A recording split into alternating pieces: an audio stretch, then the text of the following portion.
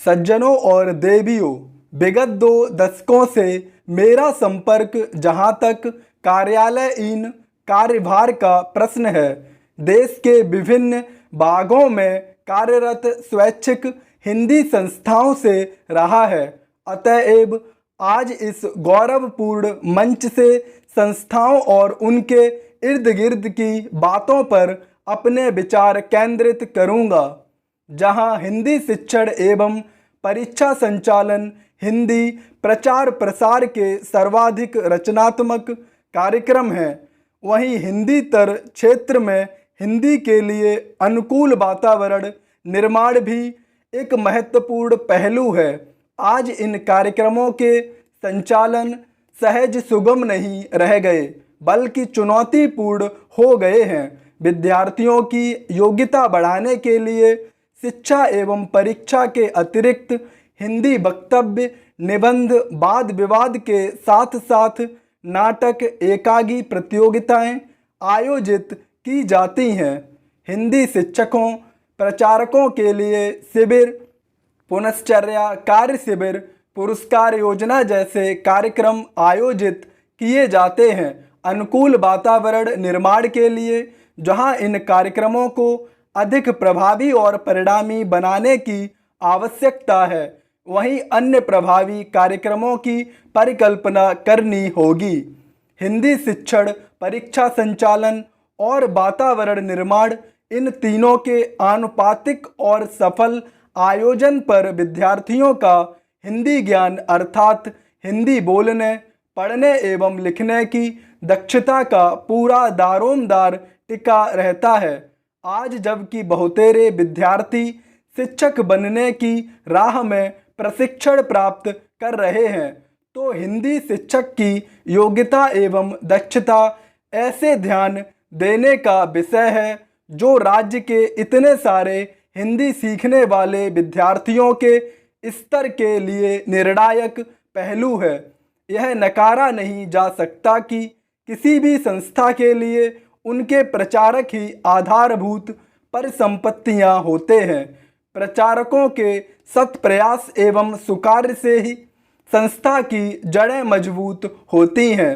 वास्तव में हिंदी की प्रचार योजनाओं का सफल कार्यान्वयन सभी संबंधित पक्षों के प्रयास के समन्वय से ही संभव है।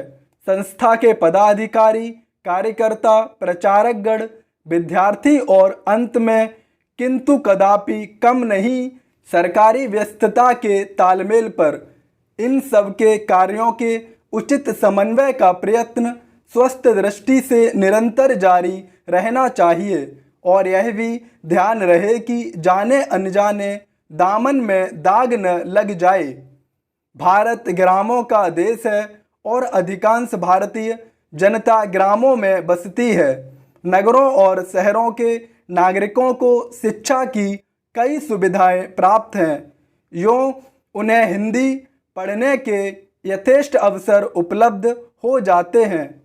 अब आवश्यकता इस बात की है कि ग्रामवासियों को भी हिंदी सीखने के अधिक अवसर प्रदान किए जाएं।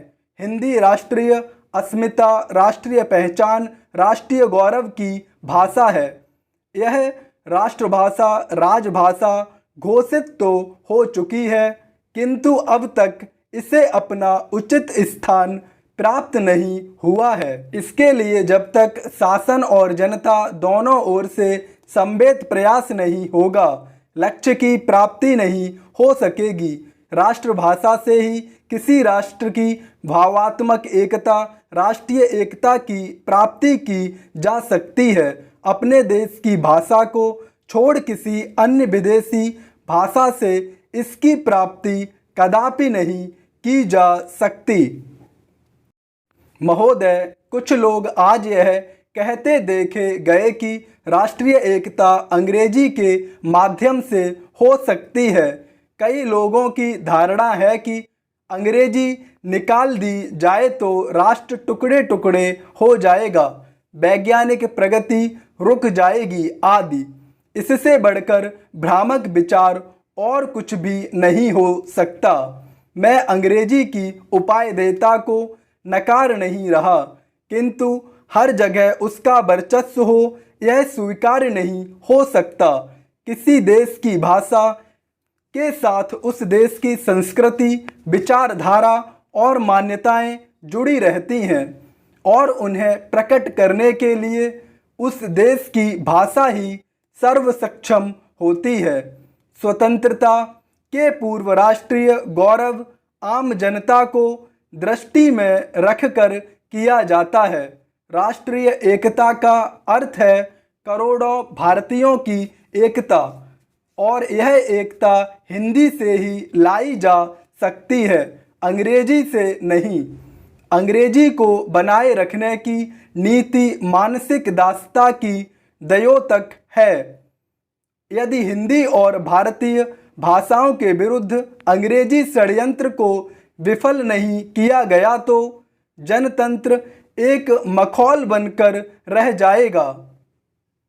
हिंदी और भारतीय भाषाएं तो सहोदराएं हैं, उनमें आपसी कोई विरोध नहीं। उनका विरोध और संघर्ष तो अंग्रेजी के साथ है। जिस दिन क्षेत्रीय भाषाएं अपने क्षेत्र के प्रशासन, न्याय, शिक्षा आदि में स्थापित हो जाएंगी, उसी दिन राष्ट्रीय स्तर पर राष्ट्रभाषा, राजभाषा और संपर्क भाषा के रूप में हिंदी के स्थापित हो जाने का मार्ग प्रशस्त हो जाएगा। स्वैच्छिक हिंदी संस्थाएं अपने इस मूल उद्देश्य को कभी भी धूमिल होने न दें, क्योंकि हिंदी के प्रचार प्रसार के क्षेत्र में वे सर्वाधिक महत्वपूर्ण इकाइयां हैं।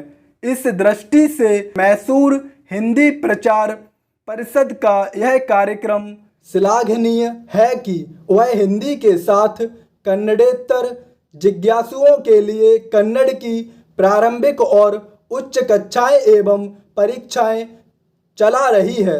अपनी दैनंदिनी में भी हिंदी के साथ साथ कन्नड़ में दिन और तिथियां दी हैं। इस तरह के छोटे किंतु दिन दिन के व्यवहार में राष्ट्रभाषा और क्षेत्रीय भाषा साथ साथ गल बहियां डालकर चले, इससे बढ़कर सुखद स्थिति और क्या हो सकती है।